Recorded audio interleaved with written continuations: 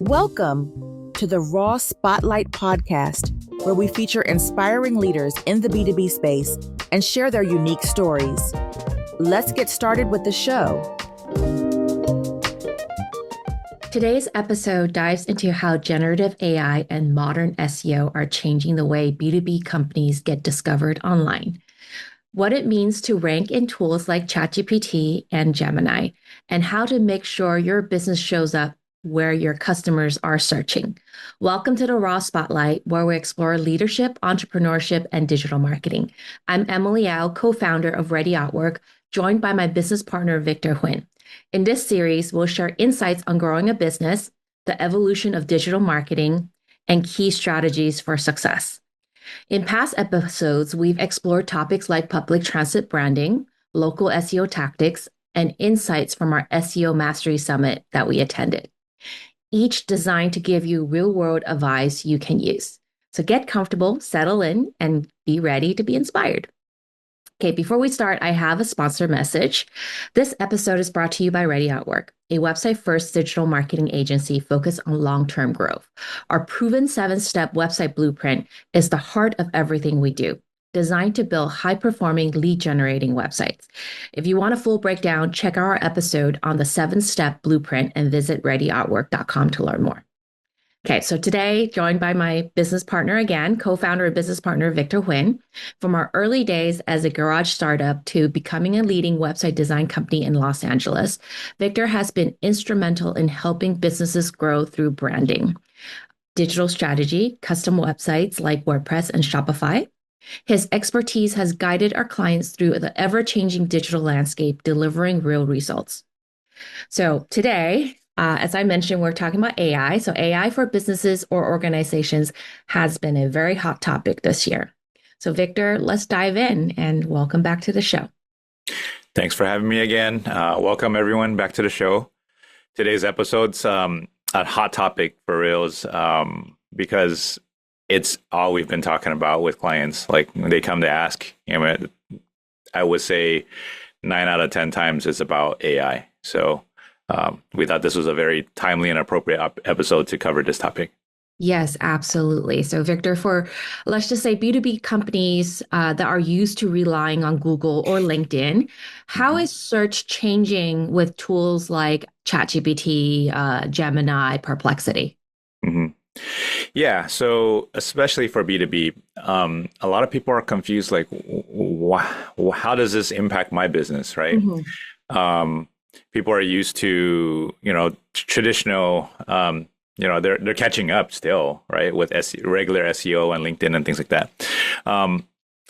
So especially for B2B, we're seeing a shift in user behavior, right? We're not there where it's directly competing with Google, like mm-hmm. traditional Google yet. But the first time in, I think, over 10 years, Google, the entire market share of Google has dropped below 90%, which is a big deal, right? Mm-hmm. They've dominated for many, many years, but first time in 10 years.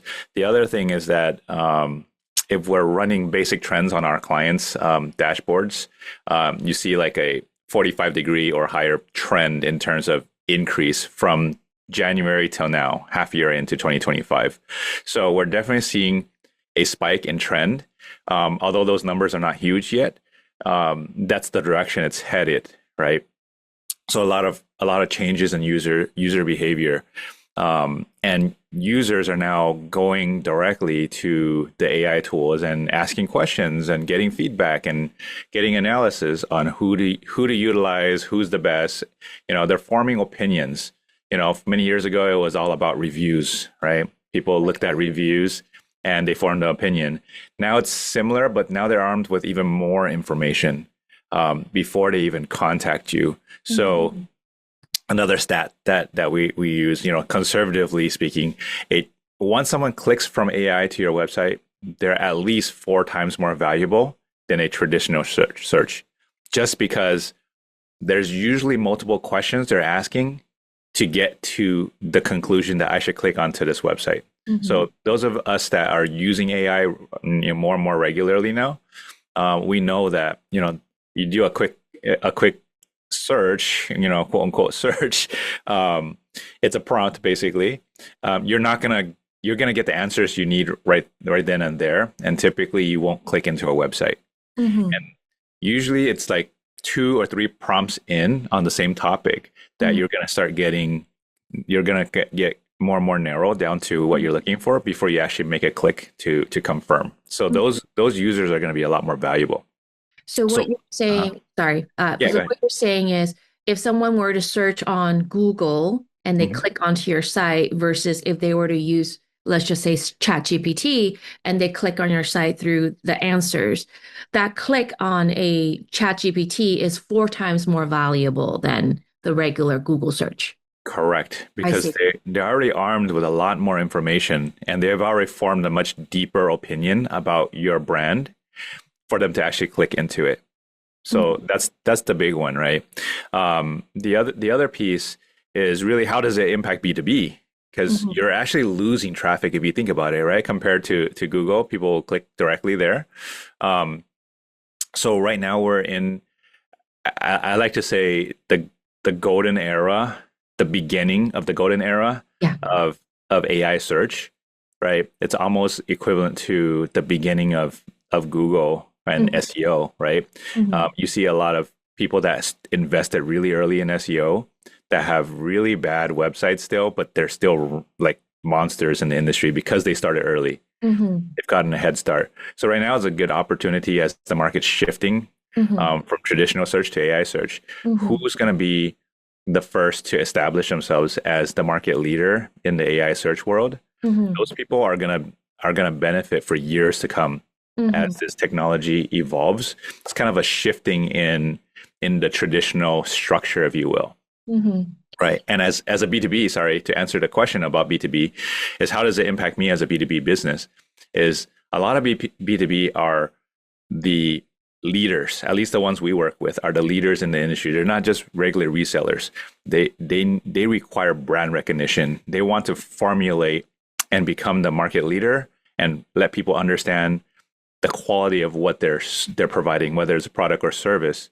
So what do you want people to learn about your brand before they come to your website through AI? Yeah, so being the authority and Correct. establishing that trust within the industry, right? Correct. Yeah.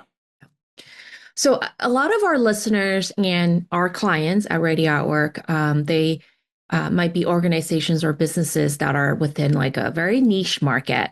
It could be like a packaging firm or a SaaS product or even a manufacturer, like you mentioned earlier. Why should they care about showing up in generative AI answers? Yeah, it's kind of like a great transition, right? From what we're talking about, Mhm. the market leaders. So let's just say if you're selling a specific widget or nozzle, for example, right? One of our clients makes nozzles. Um, what do you want people to understand about your product when they're searching? Mhm. And actually, the more niche your product is and your service is, the more likely people are going to be searching and asking multiple questions on AI to get to an answer. I don't know if you guys have played with this, but typically if you ask for something, they'll give you like a couple of choices. AI will give you a couple of choices, and then you can please elaborate because I'm having a hard time deciding. Then then AI will go in, ChatGPT will go in and give you a breakdown of pros and cons. Mhm. This company is better for X, right? They're faster. They ship the quality is better, but they might be a little slower. Like it Mhm. will literally break it down like this. And in this company, quality is not as good based on ratings and reviews and blah blah blah. But the customer service is great. So they'll tell you what they understand as the reputation and the pros and cons of each brand. And if you are not there influencing that or at least you're not putting that information out there, it's grabbing whatever's available, right? And it's telling your customers. It could be a buyer, it could be an engineer, it could be someone that is pretty high, like a VP of communication, whatever. They're formulating um, their impression of your brand, whether you like it or not, Mhm. right? So you should care, because especially as a niche, the more niche it is, the more likely people are going to research these kind of things, and they're going to formulate where you belong in terms of the industry hierarchy. Because every niche industry, you're going to have the big, 800-pound gorilla that's a market leader.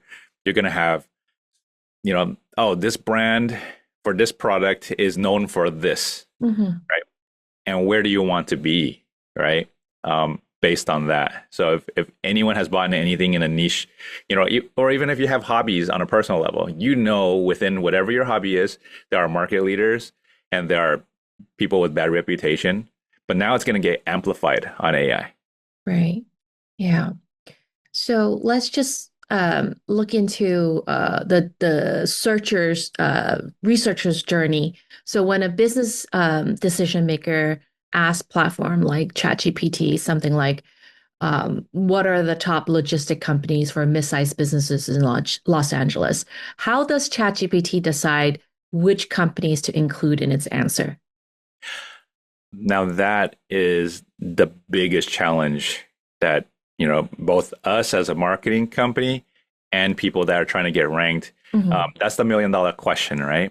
If you had an exact list of exactly where it's pulling from and how it's doing it, then you would be a millionaire. Just like, in SEO, like how does Google do it? If you knew the exact algorithm that Google uses, then, that's an unfair advantage, right? This is the unfair advantage for anyone that can figure it out. Now, on a regular basis, what we do is we are constantly researching where the results are coming from, right?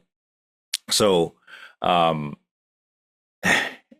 there are so many different platforms, AI platforms, right? We mentioned ChatGPT because right now they're the front runner. Right. Now it's so early in the competition that someone could come over and take it. Someone could, they're positioned to be the quote unquote Google of the future right now. Whether or not they continue to hold that lead, we'll have to see. But there are, different ones like Claude, there's Grok, there's a whole bunch of different platforms out there that are vying for that market leader position. So every one of them is pulling from different places, right? We know that forums are a big one. Yeah. Right. Forums are big. Reddit, probably the biggest, most popular forum out there, is a big place where people are scraping. The AI LLMs are scraping data from. We know that they're scraping like comments, like YouTube video comments for information like that. We know that they're scraping reviews. So there's some well-known, well-documented places that they're pulling from, but there's always new ones like Wikipedia. But then, it's really hard for a small brand to just get a Wikipedia listing if you're not already up there. I mean, there are specialized companies that help with Wikipedia listings, but it's a really touchy gray area because you can't just go out there and form that brand if you don't already have it, right? So I don't know if that answers the question, but no one has an exact list, right? But every company's trying to come up with their version of that, and that's really the secret sauce. That's fair. But let's just say if there's one thing a company can do this week to increase their chances of being cited or referenced by AI tools, do you have any recommendations? Yeah, I have two actually. One is LLMs.txt. That's a file, right? So in traditional SEO, we have what we call a TXT file. And what it is just a snippet of code that you put on in your root directory of your website. Now, it sounds really technical for those of you that are not technical, but it's basically a file, like a plain text file. If you open it up, you'll just see a bunch of text, right? It's instructions on what you want the crawlers to come in and look at. So the TXT file traditionally was meant for Google because they're so big, right? Crawl these pages, ignore these pages. So if you have a CMS like WordPress or Shopify, typically you would tell Google, don't crawl my login pages, don't crawl my admin pages, crawl these pages. So there's that version of it for LLMs. So if OpenAI or these other guys come in and look at your website, you're giving them instructions. Hey, these are the pages I want you to crawl and kind of load onto your system. These are the ones I want you to ignore. So that's one. The other one is Bing Webmaster. So, Bing being the second tier, SEO, a lot of people tend to ignore it. Everyone has their Google Analytics and all these stuff set up, right? So set up Bing Webmaster because, again, Microsoft wants to get their hand in this game. They understand the market shift, so they're pushing really hard to get out there and gain some market share. So Bing is actually a pretty popular place for the LLMs to crawl. Mm-hmm. So if you don't already have a Bing Webmaster set one up for your website, right? It's equivalent to like you're setting up your Google Analytics, right? But make sure that's done. That's definitely going to move you in the right direction in terms of the AI race right now. Okay, so submitting the LLMS text as well as setting up Bing Webmaster. Those are, I'm sorry for the non-technical folks. It might be a little bit harder but someone that kind of knows their way around. They don't have to be super technical, but they should be able to figure it out. Okay. Yeah, or you could reach out to us, right? Sounds good. Yes. Okay, so for does it help to publish thought leadership articles or case studies from a business perspective, Victor? And are these types of content actually influencing AI results? 100%. What are the AIs trying to figure out right now, right? Because there's so much AI content out there that people are getting lost in the flood of AI content. Thought leadership kind of tracks back. Where does this information come from? Who does it come from? Yeah. Is this person reputable? So for many years, we've been doing SEO for our clients, and no one wants to put their face out there, right? They want to put it behind a brand. When I say that, it's more like, let's just say your blog, for example, right? You might have a unknown author at the bottom, at the bottom of the blog, unknown author, or you might have a brand author. Sometimes they'll be like, hey, Radiar, we just publish something, right? Right. But then now what the LLM wants to know is who wrote this content. Is this person reputable? Is this really a thought leadership type of person, or is it some random AI that wrote this, or is this random outsourced ghostwriter that really has no idea about this industry? So that's why it's really important for thought leadership. That's also why we're doing this, right? This is really valuable because then you have multiple points to confirm that, hey, there's a video of Victor and Emily talking about this. Then we got to set up our blog, and then they can crawl and cross-reference our LinkedIn accounts and go, oh, okay, this is a real person. They have a digital footprint, right? That's going to build a lot more reputation for you to get ranked. Yeah, so it goes back to, I know earlier we touched on authority and then trustworthiness as well. So it's the EEAT signals, right? So that's the core concept where E stands for experience, the second E stands for expertise, A stands for authoritativeness, and then the T standing for trustworthiness. So I know Google looks at that pretty heavily already, but in the generative AI world, that's even more pronounced. Right. And you want to have that EEAT concept in your content writing, right? And that's basically the authoritativeness that we talked about, all those pieces, right? You want to make sure that you keep that in mind when you're coming up with content. Yeah. Okay, going to my next question. Should B2B companies be optimizing for real questions like, best ERP software for mid-sized companies, or how to choose a logistics partner? Of course. And this is something that shocks a lot of people, when we're talking about, traditional SEO.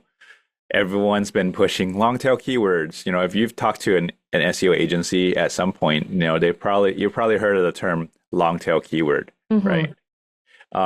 So people that don't know many years ago would go, I want to rank for pens. Yeah. Right.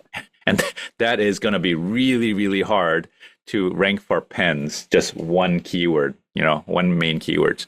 But if you say I want to rank for black, retractable pens, right, or plastic pens or disposable pens, or low cost pens, those are examples of long tail keywords, right? And users, user behavior, they're used to filtering out that way. So that the user that is searching for a plastic pen or low cost pen or plastic, a retractable pen, those are going to be more relevant than just someone looking for pen because, their search intent is different. Correct. And that's what we call a long tail keyword. And for the longest time, long tail keywords were 3 to 5 words, phrases, right, that you would rank for. Now, with the rise of LLMs and AI search, it's become a lot more dynamic. People are now going to AI and asking, what's the best pen for journaling, right? And it's going to be a lot more conversational. It's going to be longer. So we know now that the average search is 20 plus words. So you can't really think about it as a, keyword phrase anymore. Now it's about the pain point, understanding what is the user trying to solve, right? So I'm going to create content for journalists and maybe a top five pain point issues that my product resolves.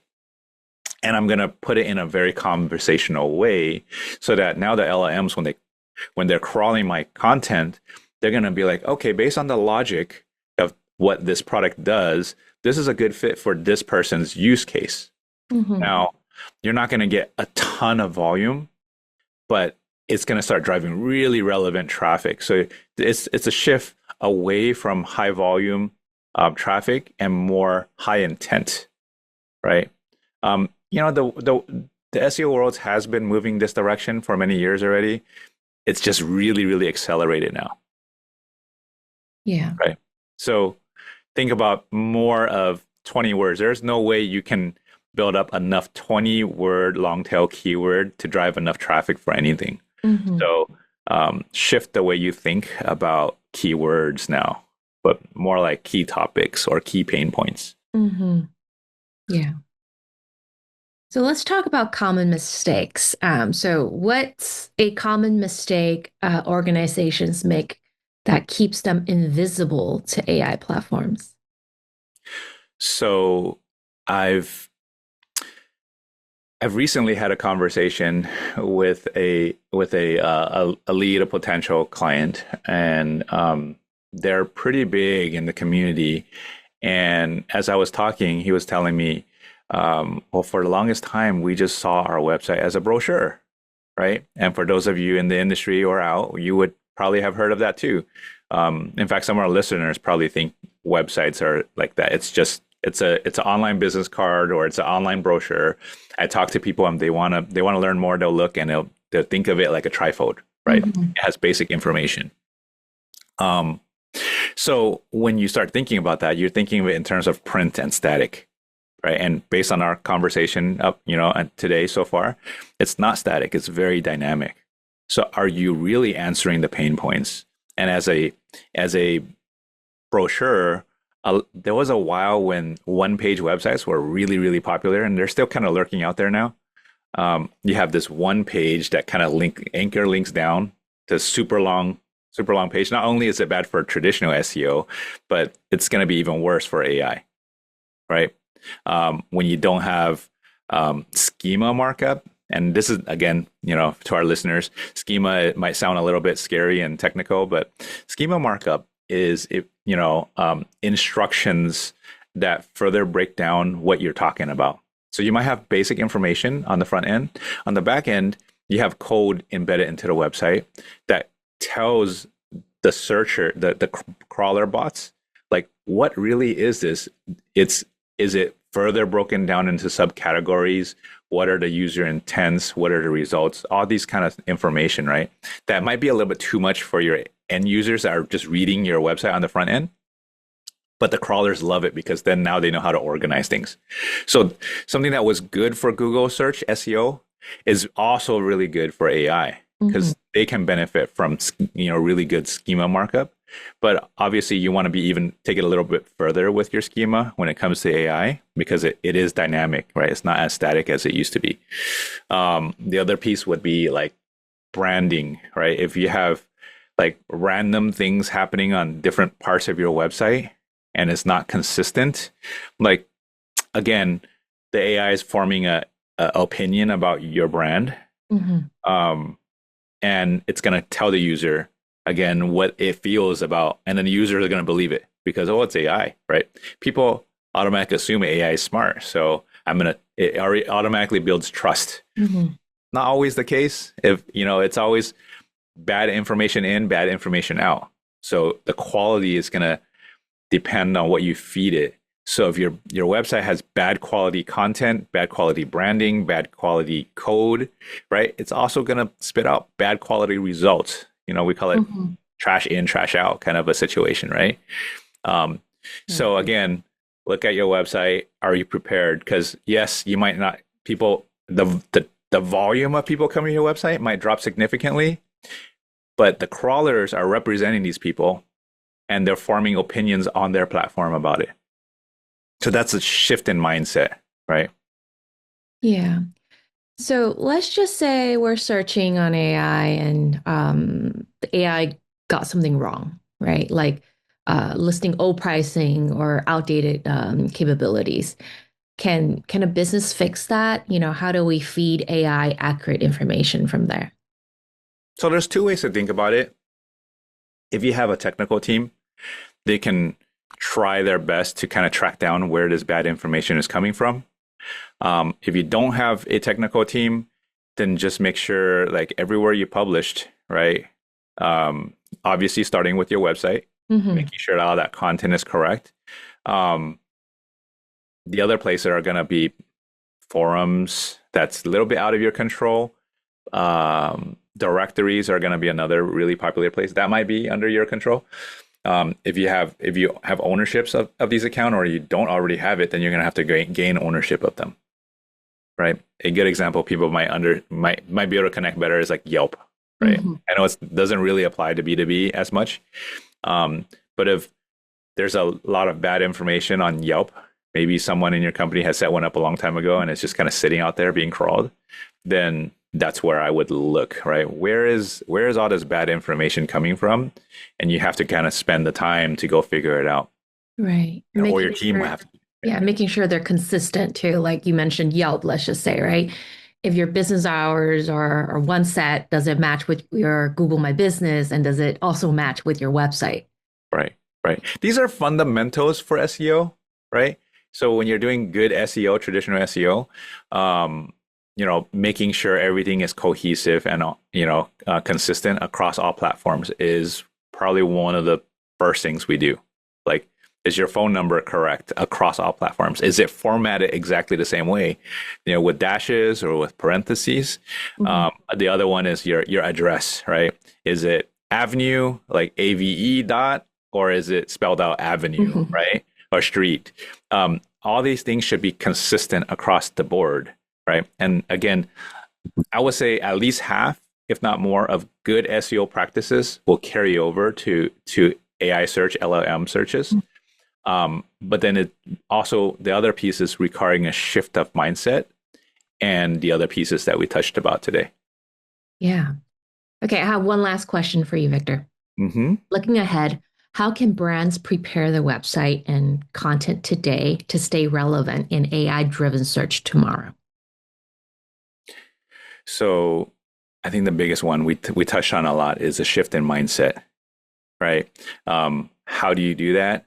The easiest way is probably reaching out to an expert to get an audit, right? It could be free, it could be paid. It depends how deep you want to go. For us here, it's a paid process because we go pretty deep. But at least start somewhere. Talk to someone, even like a traditional SEO will be better than nothing, right? Just to give you a glimpse of what how AI is seeing you. The other simple way that's non-technical is, just go and search yourself up on AI, right? If you don't already have an account, create an account. Get involved, start playing with it, right? You got to start somewhere. I know it's scary for some of us. I wouldn't say I was the first adopter, but, I knew that because the industry we're in, we have to get involved. So first step is just start using it, playing around with it. And then searching up and figuring out like how does AI see my brand, my company, and then start from there. Yeah. Okay. Well, thank you, Victor. That's a wrap to today's episode of the Raw Spotlight. This has been incredibly insightful. Thanks again. Some key takeaways for our listener is make sure you treat your website as a living asset. Update, optimize, and measure. Leverage generative AI, but with caution around quality and brand voice. Prioritize your first-party data and user experience as privacy evolves, and then stay flexible. Digital trends shifts quickly, and agility will set you apart. But if you found this episode valuable, be sure to subscribe, leave us a review, and share it to someone in your network. Victor, if listeners want to connect with us or learn more on how we can support, how can they reach out? readyartwork.com. That's the first place, right? And fill out a form. We typically respond back same day, unless like it's a Saturday or something, right? The other place, if you want to kind of connect with myself, ask questions, I'm active on LinkedIn, Instagram, Facebook. Not so much TikTok. That's more personal. But hey, if you find me there, say hi. But if it's on LinkedIn, make sure you say you heard our podcast, because I get a lot of random people try to sell me stuff. All right. Thank you. I'm Emily Yao, and this is the Raw Spotlight. Thanks for tuning in, and we'll see you next time. Thank you. Bye-bye. Bye. Thanks for listening to the Raw Spotlight podcast. We'll see you again next time, and be sure to click subscribe to get future episodes.